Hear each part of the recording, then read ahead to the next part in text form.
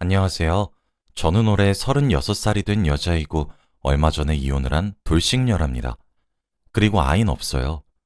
저와 전 남편이 이혼을 하게 된 이유가 정말 특이해서 이렇게 글을 남깁니다. 저희 가족은 어릴 적부터 아버지가 큰 회사를 운영하셔서 남부럽지 않게 살았어요. 그리고 저와 언니는 일란성 쌍둥이라 얼굴이 정말 똑같이 생겼고 세상에 둘도 없는 친한 친구였습니다.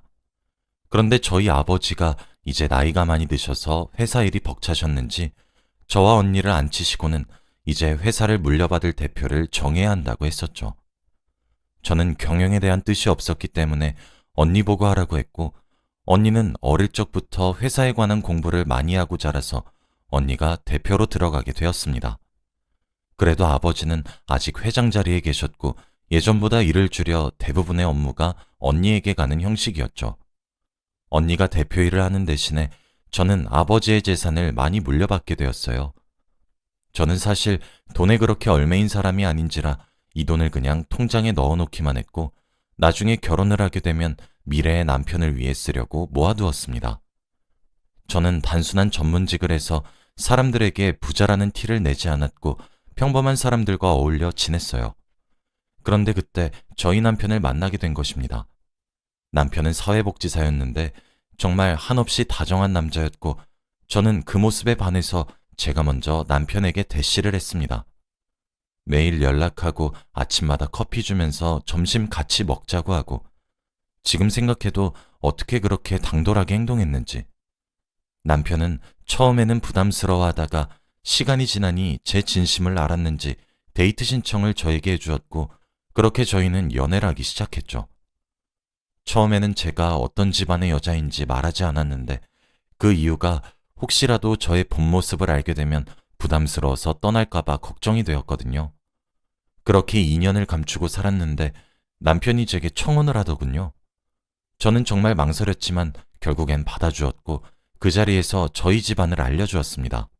저희 회사는 사실 이름을 말하면 다들 알만한 기업이라 남편은 제가 그 기업 회장의 딸이라고 하니 정말 놀란 눈치였고, 남편이 당황한 모습을 보니 그가 청혼을 없던 셈 치자고 할까봐 걱정이 되었죠. 그런데 남편은 저를 꼭 안아주며 네가 어떤 집안의 여자인지 상관없어. 평생 행복하게 해줄게. 라고 하더군요. 저는 너무 기뻤고 당장 가족들에게 남편을 소개시켜드리고 싶었어요. 사실 다들 부잣집 사람이라고 하면 자기한테 맞는 집안의 남자를 만나야 된다고 생각하잖아요. 그런데 저희 아버지는 그렇게 꽉 막힌 분이 아니어서 저희 남편을 반갑게 맞아주셨고, 저희는 속전속결로 결혼을 진행했습니다. 남편의 가정 형편은 좋은 편이 아니어서 결혼 자금은 거의 저희 집에서 다 지불했지만 그래도 괜찮았어요. 아버지는 남편 보고 우리 회사로 들어와서 일을 해보는 게 어떻겠냐고 물었고, 남편은 워낙 사회복지사라는 직업에 애정이 깊었는데 오랜 고민 끝에 감사하다며 차근차근 일을 배워나가기 시작했죠. 그런데 남편은 다행히 성실하게 일을 잘해서 대표인 언니의 밑으로 들어가게 되었습니다.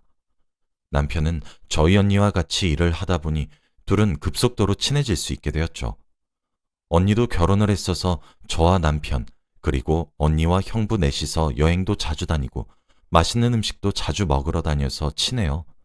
그리고 둘 다 아직 애가 없는데 언니는 대표 일이 바빠서 아기가 생길 틈이 없다곤 했죠. 가끔씩은 일에 치여 사는 언니가 너무 안타까웠지만 그래도 회사 일을 할 때 언니는 가장 언니다웠고 행복해 보였습니다. 그렇게 저와 남편은 행복한 결혼 생활하면서 지내고 있는데 부쩍 남편의 퇴근이 점점 늦어지더군요. 처음에는 한 달에 한두 번 늦어지더니 이제는 매일같이 밤 8시나 9시가 되어서 들어오는 남편 보고 말을 했어요. 요즘 당신 왜 이렇게 늦어? 아, 말도 마. 요즘 일이 너무 바빠. 당신 언니한테 퇴근 좀 빨리 시켜달라고 부탁드려봐. 너무 힘드네. 라고 했죠. 저는 일이 얼마나 많길래 매일같이 퇴근이 늦는지 다음 날에 일어나자마자 언니에게 전화를 했더니 주말이라 금방 받더군요. 언니, 요즘 회사 일 많아? 남편 퇴근 시간이 늦어져서. 야, 말도 마. 요즘 너무 바빠.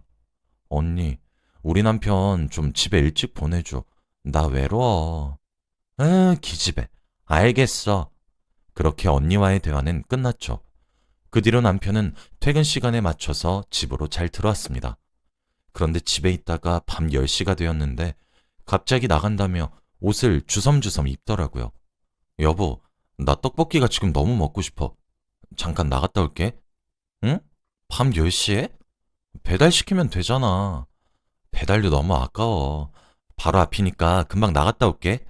라고는 후다닥 나가는 것이 아니겠어요? 그때 저는 아무런 의심을 하지 않았고 배달비마저 아끼려는 남편의 자세에 감동을 했습니다. 그런데 남편은 1시간이 지난 후 들어왔고 그의 손은 빈손이었습니다. 떡볶이는? 떡볶이집 문 닫았어. 근데 왜 바로 안 들어오고 1시간이나 걸렸어? 다른 떡볶이집도 들렸는데 다 문 닫았더라고. 남편은 급히 화장실로 들어가 버렸고 곧장 샤워를 하더군요. 왜 잠깐 나갔다 와서 샤워를 하는지 궁금했지만 그때는 많이 걸어서 땀이 났나 보다 싶었죠. 그날은 그렇게 잠이 들었고 다음날 일어나니 남편은 제 옆에 없었고 저 혼자 잠에서 깼습니다. 집에서 남편을 찾았는데 남편은 손님 방에서 혼자 자고 있었습니다.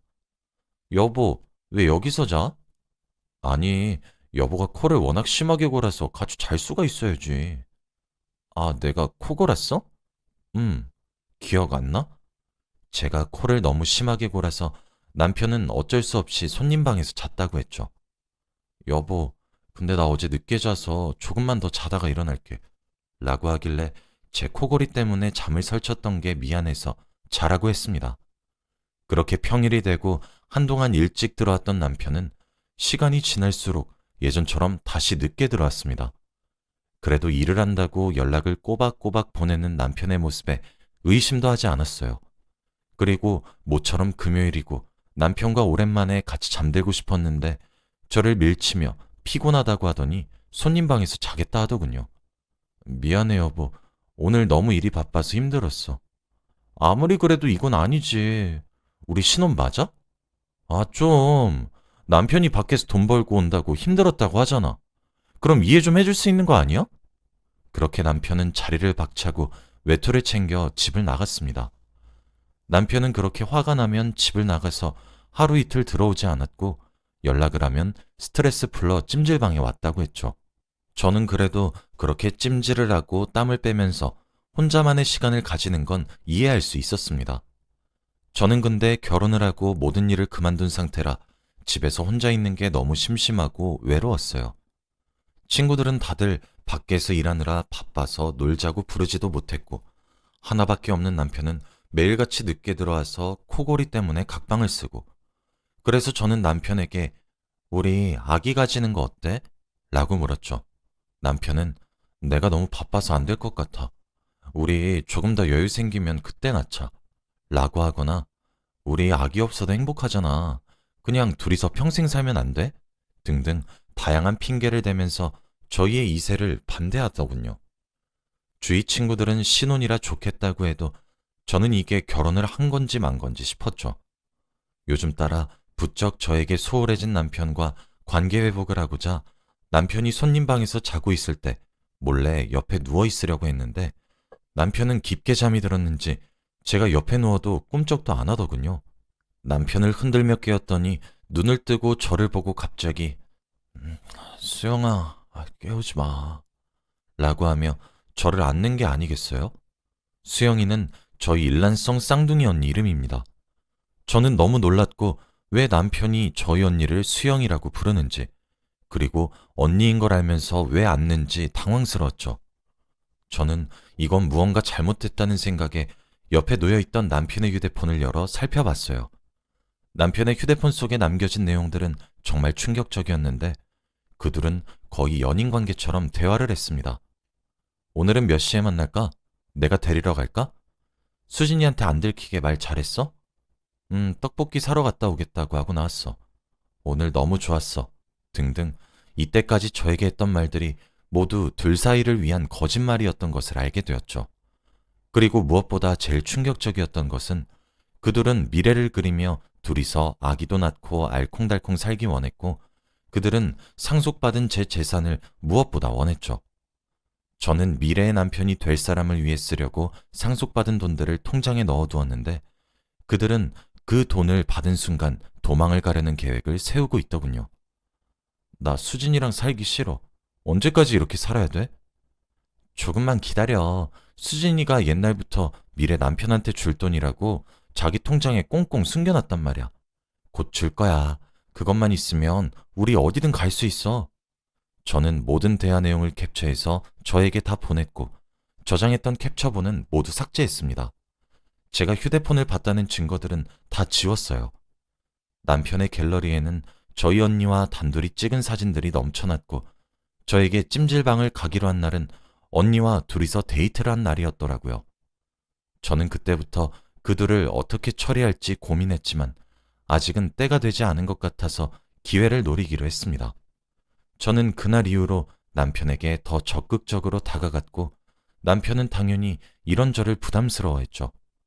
저는 아랑곳하지 않은 채 통장에 넣어두었던 재산에 대한 이야기를 했어요. 여보, 나 사실 할 말 있는데 내가 사실은 아버지께 물려받은 재산이 조금 있거든? 남편은 전혀 제 말에 관심이 없다가 재산이란 단어에 그 관심을 보이며 진짜? 난 전혀 몰랐네. 라는 반응을 보였죠. 정말 연기도 어쩜 그리 못하는 건지 거짓말하는 것이 티가 났어요.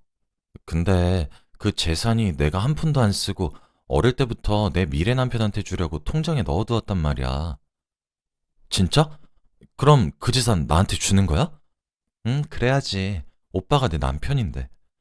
남편은 괜찮다고 안 줘도 된다고 사양하는 척을 했지만 제가 계속 받으라고 하니 덥석 물으며 그럼 우리 수진이가 주면 고맙게 받아야지?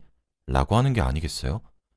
신기하게도 그날은 남편이 저를 다정하게 대하며 웃어주었고 그런 가식적인 모습에 또 한 번 정이 뚝 떨어졌습니다.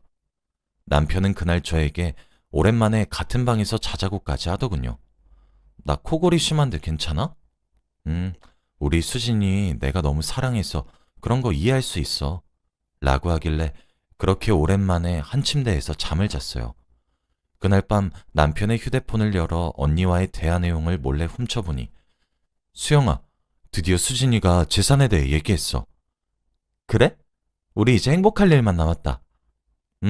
곧 줄 것 같은 분위기야. 저는 너무 어이가 없었지만 그 대화 내용마저도 제 휴대폰으로 보냈습니다. 이렇게 저는 이혼 자료를 모아가고 있었죠. 저는 그들이 퇴근 후에 도대체 어디서 뭐 하는지 직접적인 외도 증거를 모으기 위해 그들을 미행하기로 결정했고 퇴근 시간이 될 때쯤 회사 건물 지하 주차장에 주차라고 기다렸어요. 그런데 그들은 퇴근 시간이 되자마자 같이 손을 잡고 주차장으로 나왔고 자연스럽게 언니의 차를 같이 타고 어디론가 갔죠. 그렇게 차를 타고 10분 정도 가더니 사람이 전혀 없고 아주 한적한 한강 부근에 차를 주차하더군요. 그런데 20분이 지나도 그들은 내리지 않아서 저는 예상을 하고 휴대폰으로 동영상 녹화 버튼을 누른 후 휴대폰을 들고 언니의 차로 향했어요. 언니 차는 썬팅이 진하게 되어 있어서 차 안의 모습이 보이지 않았고 저는 홧김에 언니의 차 문을 열었는데 문을 잠그지 않았는지 쉽게 열리더군요. 그때 저희 남편이 문에 기대고 있어서 그가 바닥으로 떨어졌습니다. 그런데 그 둘은 전혀 예상치 못한 모습으로 저를 반겨주더라고요. 저는 당황스러움보다 그들의 모습을 촬영하는 것에 더욱 적극적이었고 동영상 녹화를 하는 제 모습에 언니와 남편은 얼굴을 가리기 급했죠. 저는 그 둘의 모습에 화도 나지 않았고 오히려 무덤덤했습니다. 언니는 수진아, 제발 내 말 좀 들어봐. 내가 다 설명할게. 라는 말도 안 되는 소리를 짓거렸죠. 언니, 지금 이 상황 말고 뭘 더 얼마나 정확히 설명하겠다는 거야? 나 충분히 이해했으니까 언니 설명? 필요 없어. 라고 한 뒤 저는 언니의 남편인 형부에게 전화를 걸었습니다. 형부, 저 지금 언니랑 남편이랑 같이 있는데 둘이 아주 즐거운 시간을 보내고 있네요. 이런 관계인 거 알았어요? 아, 그래? 하지만 형부의 반응은 제 예상과 다르게 덤덤했고 사실 나 다 알고 있었어. 이미 우리 협의이혼 진행 중이야. 라고 하셨죠. 정말 저만 모르고 있던 둘의 관계였죠. 알고 보니 형부는 둘의 외도 관계를 숨겨주는 대신에 언니한테 제법 많은 재산을 분할받기로 한 것 같더군요. 그리고 남편만 이혼을 하면 그 둘은 정말로 제 돈과 함께 떠날 작정이었던 거죠. 남편은 빌빌거리며 여보, 미안해. 내가 잘못했어. 한 번만 봐주라. 라는 말을 하며 제게 무릎을 꿇고 두 손을 싹싹 빌면서 말을 해댔어요. 야, 너 언제부터 이렇게 속인 거냐? 그동안 나 바보 만들면서 둘이 재밌었겠다? 아니야, 수진아. 언니 말 좀 들어줘. 여보, 제발 이혼만은 하지 말자. 부탁해, 어? 저는 정말 그들을 죽여버리고 싶었지만 꾹 참았어요. 왜 이혼은 하지 말지? 내 재산 때문에? 둘이서 아주 내 재산 가지고 행복한 미래 살기를 꿈꿨겠지만 꿈깨. 나 절대 안 줘. 내 돈이니까 내가 다 쓸 거야. 내가 언제까지 모를 줄 알았니? 내일 너한테 이혼 서류 갈 테니까 도장 찍어. 그리고 언니, 아니 이제 언니도 아니지? 내가 아버지한테 다 말할 거니까 각오해. 라고 한 뒤 제 차로 갔죠. 저는 다음날 해가 뜨자마자 이혼 서류를 남편에게 보냈고 변호사를 선임했습니다. 변호사에게 제가 수집했던 자료들을 모두 보냈고 당연히 이혼은 저에게 유리하게 흘러가게 되었죠. 둘은 저의 확실한 증거 탓에 아무 말도 하지 못한 채 외도를 인정했고 결국 그들의 큰 꿈은 이루지 못하게 되었어요. 저는 당연히 남편에게 위자료를 어마무시하게 청구했고 남편은 빚을 지면서까지 위자료를 지불했죠. 아버지에게도 말씀드리니 엄청나게 화를 내시면서 당장 언니를 호적에서 파라고 고함을 질러댔고 언니는 대표 자리에서 잘리게 되었습니다. 워낙 일을 좋아하고 명예욕으로 가득 찬 성격이라 한순간에 거지가 되고 아버지의 딸로 인정받지 못하니 언니는 대표 자리에서 나가는 순간까지 소리를 치며 안 돼! 이 회사는 내 거야! 너희들 내가 누군지 알아? 라는 난동을 피워대서 결국 경호원에게 끌려갔다고 해요. 둘은 돈이 없으니 관계가 이어나갈 수 없었을 테고 아마 헤어진 것 같아요. 도대체 어떻게 이런 일이 생길 수 있죠?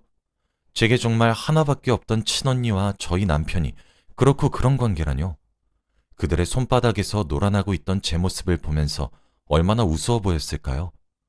저는 그때의 트라우마 때문인지 아직도 남편과 언니가 차에서 그런 만남까지 가지고 있던 게 꿈에 나와요. 정말 악몽 같은 순간이었지만 그대로 지금 정신과 치료를 받으면서 살고 있습니다. 치료를 받으며 알게 된 사실이지만 저는 코를 골지 않는다고 하더군요. 남편은 손님방에서 자면서 언니와 연락을 하기 위해 일부러 저를 속여 거짓말을 한 것이었어요. 남편은 저와 이혼 후 계속 틈만 나면 저에게 연락을 했고 안부를 물어보곤 합니다. 제가 무시하고 답장을 하지 않아도 자기가 오늘 어디서 무엇을 했고 점심밥은 어떤 음식을 먹었는지까지 다 알려주며 제발 돌아오라고 합니다. 알아보니 남편은 대리운전 일을 하면서 하루 벌고 하루 먹고 살고 있다고 하네요. 저는 아버지께서 주신 재산을 오로지 저를 위해 쓰고 있어요. 이래서 자기 주제에 맞는 남자를 만나라고 하는 건가요? 앞으로는 행복한 날만 있길 바래요. 제 이야기를 들어주셔서 감사합니다.